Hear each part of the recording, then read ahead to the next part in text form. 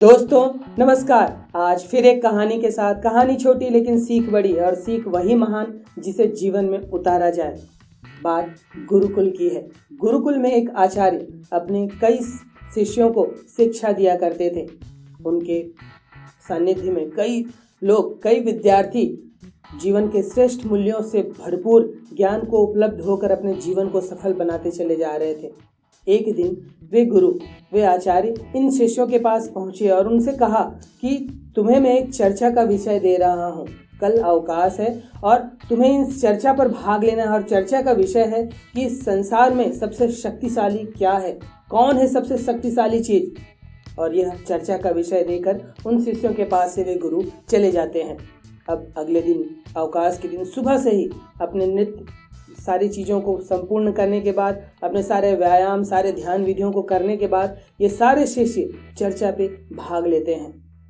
पुराने शिष्य आकर कुछ कहते हैं कि सबसे शक्तिशाली यह, सबसे शक्तिशाली प्रकृति, कोई कहता सबसे शक्तिशाली ईश्वर, कोई कहता सबसे शक्तिशाली सूर्य, कोई कहता पवन, और तरह तरह के तर्क भी दिए जा रहे थे। लेकिन कोई भी एक निर्णय जो संपूर्ण माना जाए कि हाँ यह शक्तिशाली यही है, वह निष्कर्ष नहीं पहुंच पा रहा था। करते करते दोपहर की बेला बीत गई। अब सांझ होने आ चली थी। गुरु वहां पहुंचे। आचार्य ने पूछा कि क्या तुम्हारे बीच यह सर्वसम्मति बनी कि कौन है सबसे शक्तिशाली। तब पुराने नए जितने भी वहां शिष्य थे वे सब सर हिलाते हैं कि नहीं, अभी निर्णय हो ही नहीं पाया है कि कौन है सबसे शक्तिशाली। तब वे आचार्य बहुत तेज क्रोधित होते हैं और क्रोध में आकर उल्टा पुल्टा बोल जाते हैं कि तुम लोग से नहीं हो पाएगा, तुम लोग पढ़ना लिखना छोड़ दो, तुम लोग यहाँ से चले जाओ, मैंने गलती की, तुम्हें यह सब सिखाकर, यह सब मैं तुम्हें सिखाना ही नहीं चाहिए था, तुम अपने नरक में पड़े रहो, वही सब ठीक है। यह कहकर आचार्य क्रोधित रूप से अपने बहुत क्रोध में वहाँ से चले जाते हैं। अब उनकी इस वाणी को सुनकर जो सारे शिष्य हैं बहुत दुखी होते हैं, क्योंकि आचार्य इस तरह के नहीं थे। वे बहुत शांत स्वभाव के थे। उन्हें कभी किसी ने गुस्साते हुए नहीं देखा था। लेकिन इस छोटी सी बात पर कि कौन सबसे शक्तिशाली है, यह निर्णय नहीं निकल पा रहा है और गुरुजी इस तरह से चिल्ला कर जा रहे हैं, ये तो हमारे गुरु बनने लायक ही नहीं है। उनके बीच खुसुर फुसुर होने लगती है कि ये हम किस आचार्य के पास आ गए। यह आचार्य तो खुद क्रोधित हैं, हमें क्या सिखाएंगे, किस तरह से हमें ज्ञान देंगे, किस तरह से हमें बदलेंगे।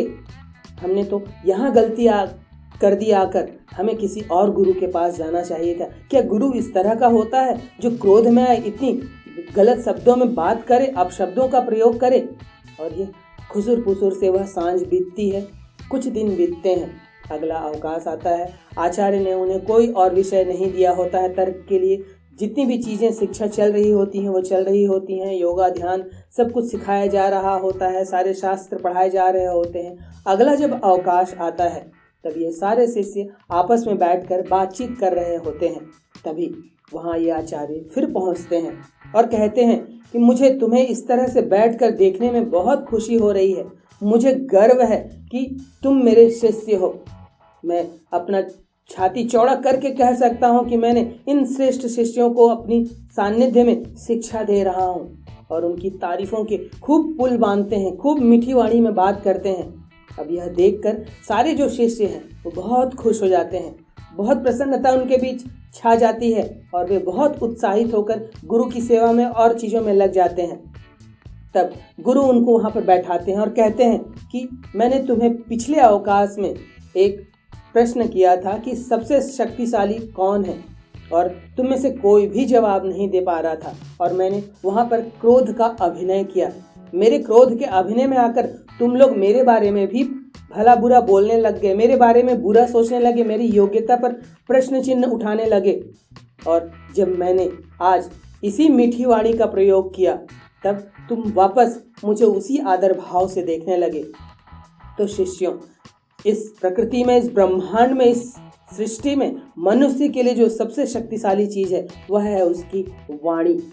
वाणी के प्रयोग से ही महाभारत हो जाता है, अंधे का पुत्र अंधा एक महाभारत को जन्म देता है और एक वाणी का प्रयोग ही कृष्ण को भगवान बना देता है। इस वाणी का प्रयोग ही एक संत को भगवान की नज़र पे बैठा देता है।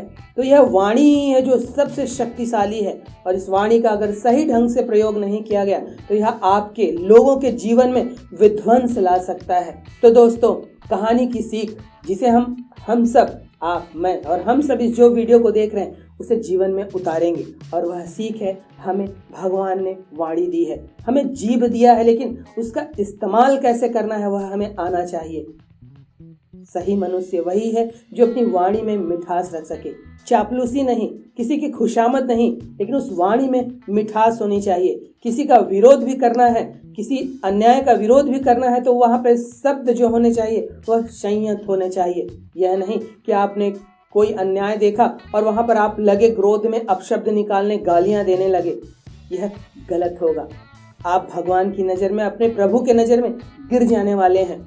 कृष्ण को भी गुस्सा आया था, राम को भी गुस्सा आया था, लेकिन कभी उन्होंने अपशब्दों का प्रयोग नहीं किया, और यही हमारे संस्कार को प्रदर्शित करता है जो हमारे माता पिता ने हमें दिया है। अगर आपके मुख से अपशब्द निकल रहा है तो यह केवल और केवल आपके संस्कार को प्रदर्शित कर रहा है कि आप कितने असंस्कारी हैं, कितने असभ्य हैं। अगर कभी क्रोध को प्रकट भी करना हो तो वहाँ शब्द चुनकर संयत रूप से करिए। यह वाणी की मिठास आपको जीवन की सफलता दिलाएगी, आप सबके प्रिय बनेंगे, आपके काम अपने आप बनेंगे। इस वाणी के मिठास से ही आपके जीवन में मधुरता आएगी। यह मिठास ही आपके जीवन में कई सारे आयामों को पहुंचाएगी। तो इस वाणी का प्रयोग बहुत सावधानी पूर्वक करिए, अन्यथा गलत शब्द, गलत तरह से बोली गई वाणी आपके जीवन में दुख, कष्ट ला सकती है। और एक क्रोधी व्यक्ति क्यों हमेशा दुखी रहता है, एक अहंकारी व्यक्ति के वाणी में क्यों इस तरह के शब्द आते हैं, इस पर ध्यान दीजिए।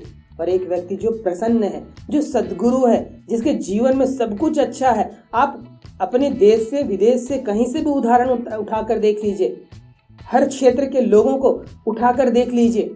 अगर हम भारत का ही उदाहरण दें, अगर खेल के क्षेत्र में हम नाम लें तो सचिन तेंदुलकर अग्रणी तौर पर आएंगे। वे ऐसे ही क्रिकेट के भगवान नहीं बन गए, वह उनकी वाणी की मिठास ही थी, उनकी वाणी की मधुरता ही थी, जिन्होंने क्रिकेट के अलावा जो उनके स्वभाव था उसके कारण उन्हें भगवान बना दिया। अगर हम संगीत के क्षेत्र में आए, लता मंगेशकर, जिन्हें साक्षात सरस्वती का रूप माना गया, उनकी वाणी के मिठास के कारण, उनकी विनम्रता के कारण ही उन्हें उस दर्जे पर बैठाया गया। अभिनय के क्षेत्र में हम आए तो अमिताभ बच्चन, उनकी वाणी, उनकी विनम्रता ने ही उनको सदी का महानायक बनाया। अभिनय उनका जरूर था, लेकिन उनकी वाणी के कारण ही वे इतने प्रसिद्ध हुए। अगर हम सर्वश्रेष्ठ कप्तानों की बात करें, महेंद्र सिंह धोनी, जिन्हें कैप्टन कूल भी कहा जाता है, यह उनकी वाणी की ही मिठास थी। सुख हो, दुख हो, स्थितियां कैसी भी हों, वे एक जैसे बने रहते हैं। मैच जीता भी तो उनका चेहरा वैसे ही रहता है, मैच हारे भी तो उनका चेहरा वैसे ही रहता है, और उनकी वाणी में कभी अपशब्दों का प्रयोग किसी ने नहीं सुना। तो ये तमाम उदाहरण आप उठा कर देखिए कि अगर कोई किसी क्षेत्र में अग्रणी है तो वह जरूर उसकी वाणी पे मिठास होती है। तो दोस्तों, इन सब उदाहरणों को देखकर भी हम समझ सकते हैं कि वाणी में मिठास कितनी जरूरी है, और जो व्यक्ति अंदर में जैसा होता है उसकी वाणी में वही चीज आती है। जब व्यक्ति क्रोध में होता है, जब व्यक्ति नशे में होता है, तब वह सच्चा बन जाता है। जब क्रोध में होता है, जब आपने किसी को लड़ते देखा होगा, दो लोग लड़ रहे हैं, पड़ोसी लड़ रहे हैं या पति पत्नी लड़ रहे हैं, तब देखिए किस तरह के शब्द निकल रहे हैं, और यकीन मानिए वह गुस्से में नहीं निकल रहा है, वह जो हृदय में है, जो भरा पड़ा है, वही निकल रहा है। जब कोई व्यक्ति नशे में होता है तब वह सच कहता है, जब क्रोध में होता है तब सच कहता है, और उसके अंदर जो है वही अपशब्द निकलते हैं। एक ज्ञानी पुरुष, एक स्थिर प्रज्ञ पुरुष जब क्रोध में भी आएगा तो उससे अपशब्द नहीं निकलेंगे, क्योंकि उसके अंदर वो है ही नहीं, उसने अपने अंदर वो भरा ही नहीं। तब इस वाणी की मिठास की महत्व को समझिए, वाणी में मधुरता को समझिए, और ऐसे अपने जीवन में उसे उतार कर सफलता का जो आपका मार्ग है, सफलता का जो सफर है, उसे आसान बनाइए।